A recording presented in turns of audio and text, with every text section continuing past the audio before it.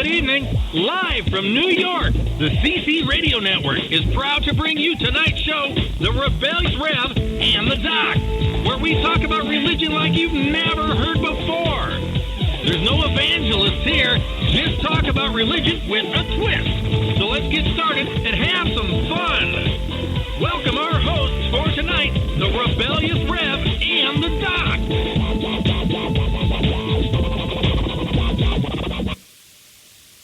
There is no heaven, there is no hell, there is only this world and its dark reflection.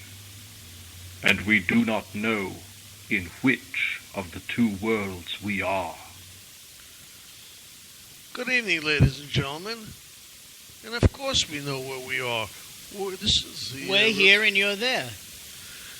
Yeah, exactly. And I only have one thing to say. Give me that old-time religion. Give me that old-time religion. Give me that old-time religion. It's good enough for me. Anytime, anywhere, I can pray. And Jehovah will hear what I say. When each morning I wake, I remember to take just a moment to thank Him for this day. For the wonders I find on the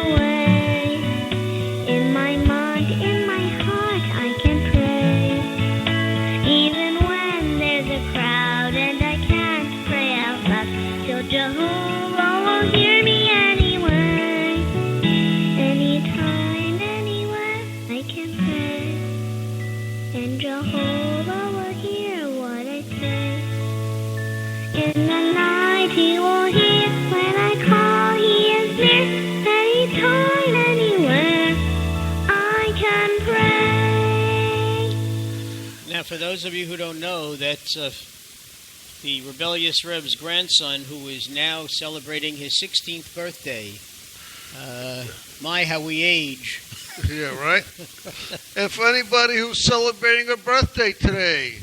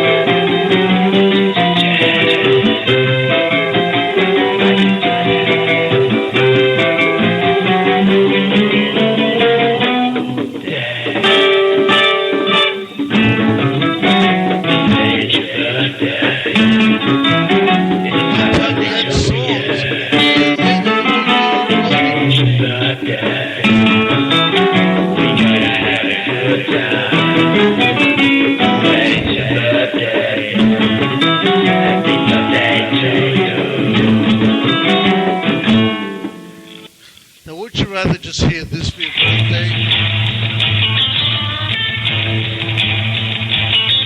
Happy birthday to you. Happy birthday to you. Happy birthday, dear Dr. Tinkle. Happy birthday to you. Happy birthday to you. Happy birthday to you. Happy birthday, dear Dr. Tinkle. Happy birthday to you. Neither do I. Okay, ladies and gentlemen, this is the Rebellious Rev. And I'm the doc. And evening to you all. Welcome to the show. I must say, ladies and gentlemen, that, two things.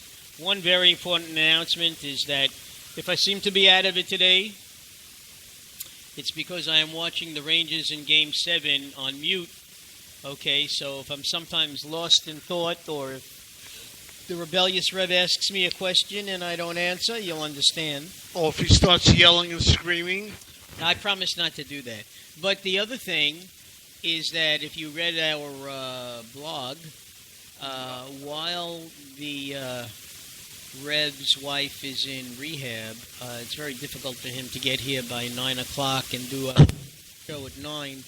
So from now until further notice, our starting time will be 9:30.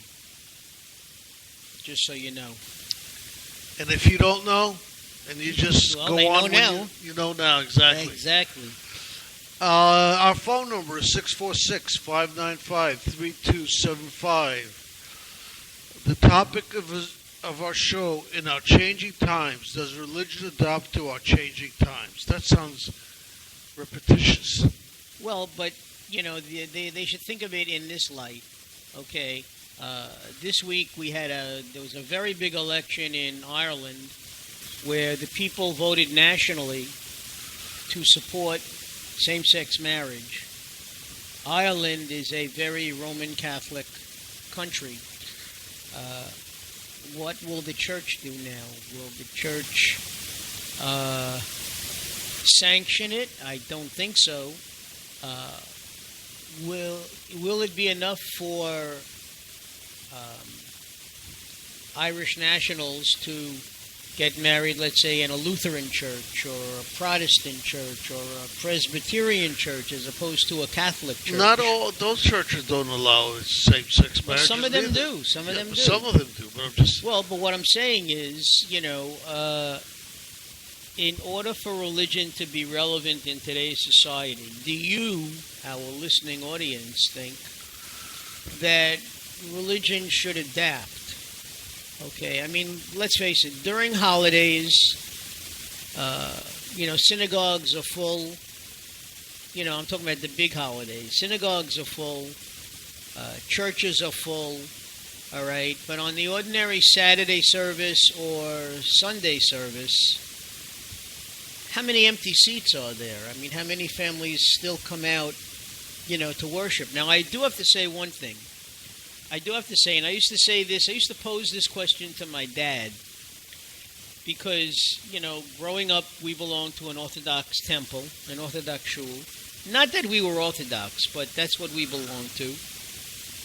And services began, depending upon sunrise or whatever, or sunset, services began, let's say, for the sake of argument, 8:30, 9 o'clock. The services were 4 hours. They didn't end until about noon. Okay. Yeah, the only That's time... 3 hours. Yeah, well, it's if it starts at 8, it's 4 hours. But otherwise, it's 3.5 hours. And usually you got the rabbi's sermon, which is when we kids used to go outside, all right, because we were never interested in what he had to say. But still, that's a long time. In church, basically, masses start every hour on the hour. Thus, you collect a lot more money that way. Church, if you miss the 9 o'clock mass, you can go to a 10 o'clock mass or an 11 o'clock mass. Well, I know in the Jewish religion, in the synagogues, I see people going in and out at all different times during the mass. It's not called a mass. during these services. Sorry. Well, first of all, you said it's more money that way. I really have to correct you there because monies in synagogue are not collected on the Sabbath, and nobody pledges any money on the Sabbath. Okay, they have certain times during the year, Yom Kippur being one of them, where you make a pledge as an individual or as a family. But I know in church they pass around the plate every Mass, And they still try to collect outside So of that. for the church, I could understand that, the more masses you have, the more people get a chance to go, and the more money you can collect. But, if the 8 o'clock Mass was full, and the 9 o'clock Mass is half full, well, that's because the people made it to the earlier Mass and not the later Mass, What a mess. Yeah, the Mass is a mess, But don't forget, it's 646-595-3275. We're hoping that you call. Yes. Because we, Otherwise, you'll have to listen to Mark talk a whole night. Well, you don't have to listen to me. You can put me on mute like you do everything else, turn off your mic so you can't hear me. Well, no, turn off their headset. Turn off my speaker so I'm not saying anything. No, you got to reverse. Your speaker is what you listen to. Your mic is what you talk into. Well, either way, just turn one of them off, But in any event... As you can tell, Mark is a technical genius in this crowd. Oh, yes, I am. I am... I taught Felix everything he knows. God help us. And I know nothing. You know a lot more than me. And that's the truth. But...